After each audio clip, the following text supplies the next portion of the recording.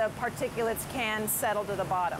Cheryl Lester looks down at a cavernous cement trough. The pulleys and chains inside the channel are part of a complicated system that works to filter impurities out of sewage water. And then you see the troughs where the water is able then to move over into a filtration component. And on this side, you'll see it actually in action, where the water is then going through these little weirs. The resulting so-called purple water is clean enough to use on lawns, but not clean enough to drink.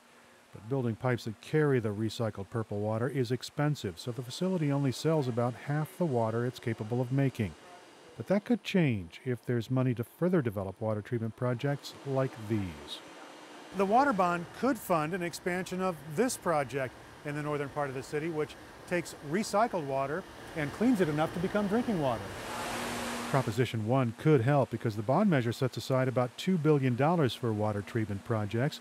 There's roughly $2.8 billion for watershed, groundwater, and flood management, and $2.7 billion for new water storage. That is significantly less money than lawmakers initially approved.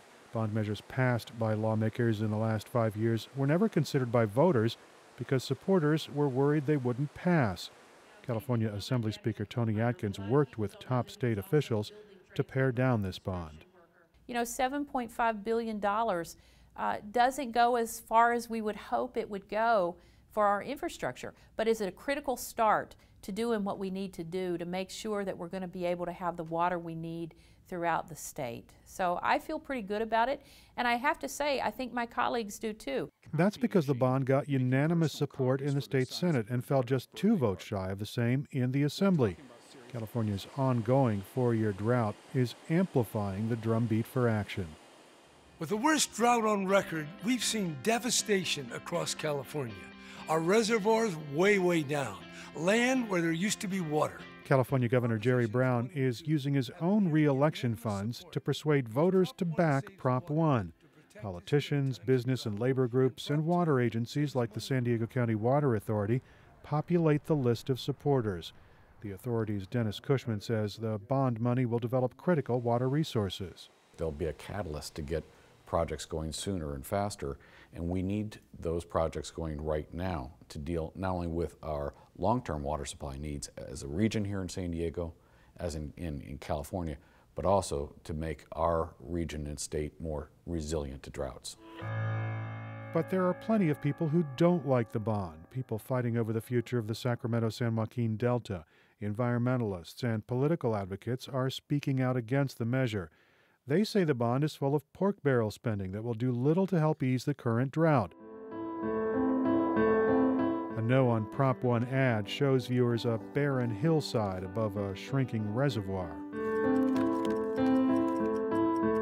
The ad says school funding will suffer while large corporate agricultural interests cash in.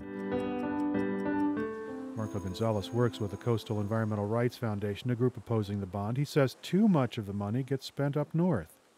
It doesn't give us what we need down here in San Diego at the end of the pipe in terms of long-term water supply benefits.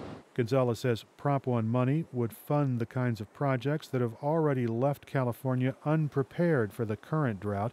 He says lawmakers need to stop passing bond measures that are designed to win political support, but do little to fix problems.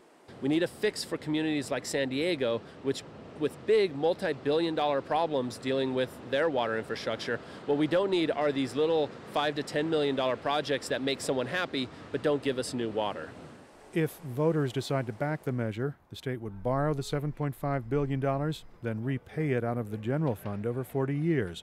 The total repayment cost is more than $14 billion. Erik Anderson, KPBS News.